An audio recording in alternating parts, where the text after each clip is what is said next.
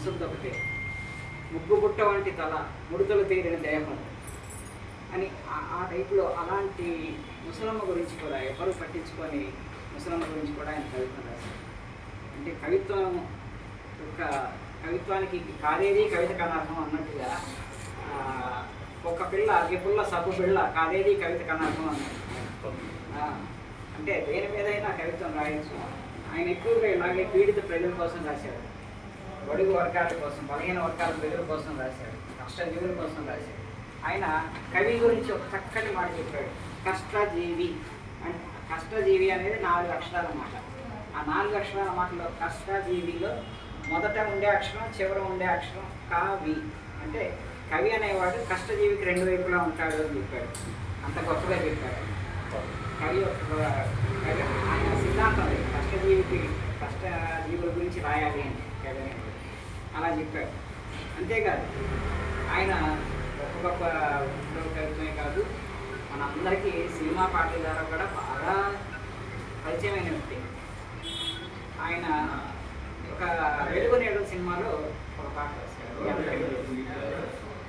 కళ కానిది బ్రతుకు కన్నీటి ధారలలో పరిచయం. అందరికీ తెలుసు కదా, పాట విన్నారుగా మీరు? అందరూ వింటారు ఉంటారు. ఆ పాట గొప్ప పాట వెలుగు నేడు. ఆ పాట విని ఆత్మహత్య చేసుకుందాం అనుకున్న ఒక వ్యక్తి తన ప్రయత్నాన్ని విరమించుకున్నాడు. కలకానిది విలువైనది బ్రతుకు కన్నీటి దారుల్లో బలి చేయకు అని రాశాడు. అనవసరంగా అలా ఆత్మహత్యలు చేసుకోవద్దు, ఎంతో విలువైనది బ్రతుకు, దాన్ని సాధించి శోధించాలి, శోకాన బడి మీద ఆగేసుకున్నదిలే అని అదే పాట రాశాడన్నమాట.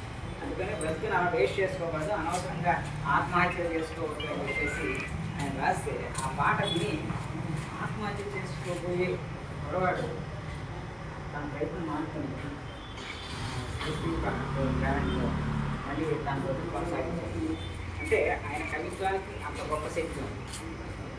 అంతేకాదు ఆయన ఒక విప్లవ కవిత్వమే కాదు, మనసు గురించి కూడా అద్భుతమైన కవిత్వం రాశాడు, సినిమా పాట రాశాడు.